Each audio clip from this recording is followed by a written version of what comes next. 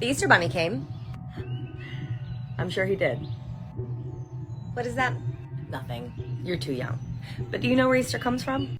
All right, let's see it. Jesus? Duh. Kinda, for sure. Is there something I'm missing? Well, long before Jesus, Easter started out as a celebration of the spring equinox. Easter is a Christian adaptation of the Jewish Passover. So Easter did not even exist during the life of Jesus, and Easter certainly did not pre-exist Jesus. Oh, yeah. Pagans celebrated this rebirth by invoking Eostre.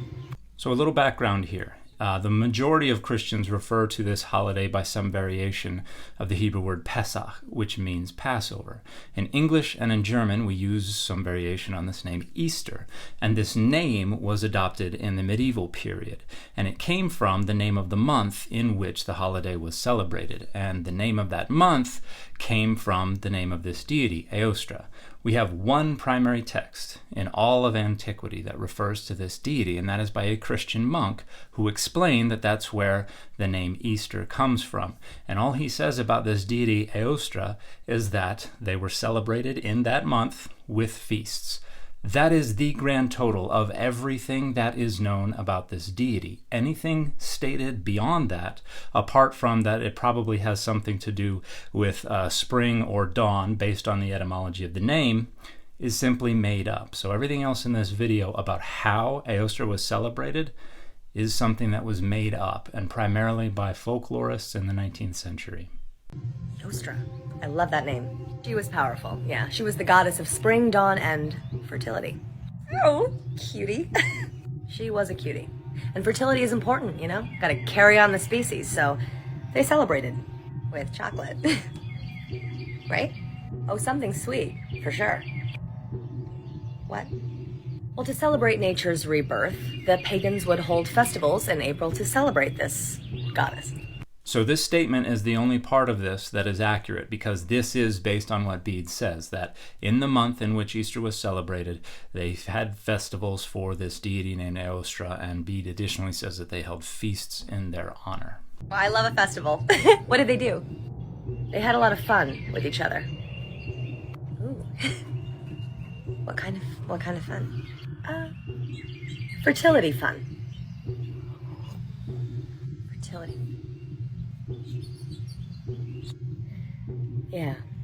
There are no data that support this. Oh. But what does this have to do with baby Jesus, you ask? I do ask. Christianity slowly became the popular religion in Rome under Emperor Constantine, early 300 AD. Love that for Rome. Yeah, Constantine converted from paganism to Christianity in 312 AD, ending the persecution of Christians.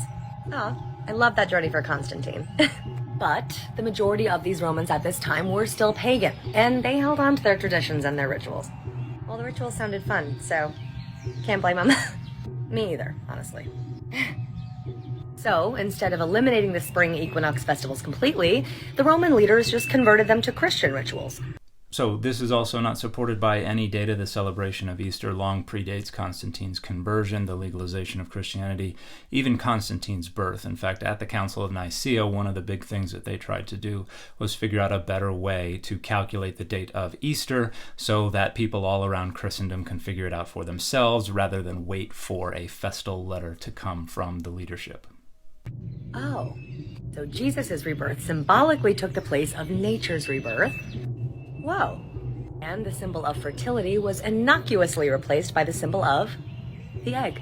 Also not supported by any data, the egg has no relationship to Easter anywhere near the life of Constantine. It's in the medieval period when eggs began to be associated with the Lenten fast as the last treat before the fast began, and then because they kept for so much longer than the other foods that were prohibited during the fast, people had a lot of them around, so they began to be a traditional way to break the Lenten fast, and as a result of that, they began to be exchanged, they began to be decorated, and they later became central symbols of the celebration of Easter.